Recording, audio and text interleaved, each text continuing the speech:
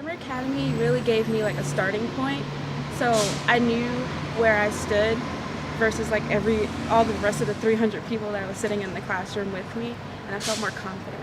I think Summer Academy, of course, is ideal for students like Ashley in the sense that they are a first generation young person to go to college, and coming to Virginia Tech in the fall for many students like that is just a disaster. I mean, the pressure from their families to do well, being away from home oftentimes for the first time, being in a large university environment to begin with, and then secondly, just learning how to study. Mm-hmm. And so that's where I think Summer Academy can really help out, because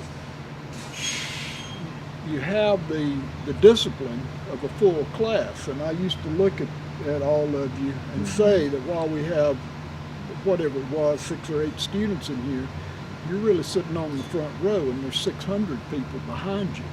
We went on the bike trip, and so that is true. With a small class like that, you can do other things. I wasn't sure how that would work out, but it actually turned out quite well. And there was a lot to see, between here and the Muir Valley Mall that we had talked about and discussed in class. We had talked about annual growth rings, and they had just had that bad windstorm, and so a lot of trees had fallen across the Huckleberry, and they'd gone out there and sawed the limbs and trees back. And of course there were these beautiful growth rings that you could just walk right up and say, now in class, remember we talked about this and this and this, and right there it was. It makes it seem more real than just seeing like a picture on like in the textbook or something.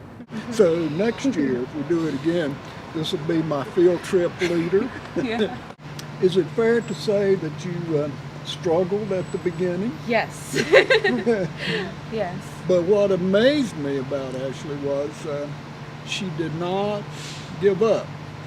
And her resiliency and perseverance was just way ahead of an individual in her chronological years. And so that really paid off when she came back to school this fall. During Summer Academy, I was really struggling with my nutrition class. So I always got to class early because I like to study because it was just quiet in the classrooms because no one was there. And I just decided just to walk over to my professor's office and be like, I'm struggling and I need help. So she's like, there's a lady you could talk to, and they got me connected with her. It's just been really great. I know if I didn't reach out to people asking for help, I would have never met her, and I would have been way not as well off as I am now. And we found that we were born in the same hometown, and that she graduated from Heritage High School, which is right next door to another high school that we work closely with. In fact, I have a niece and a nephew who graduated from Heritage High. I don't know if I told you that. I do. And so we connected in those ways. And she's just another one of the students, Virginia Tech first year students, that I've adopted to just monitor and make sure that they are on a good path to graduation. For me, it was just letting go of my pride and asking for help, because I always felt like I was either just more at a disadvantage than the other students because I was the one that was asking for help, or getting tutors and always seeing tutors and meeting with people, and some other people wasn't. So I always felt like I was at a disadvantage or a step behind everyone else. And the reality is that you aren't in the minority of students who are seeking tutors, because in the Student Success Center, we see over 8,000 students per year. Yeah. They just aren't saying to you, I'm getting the help that I need.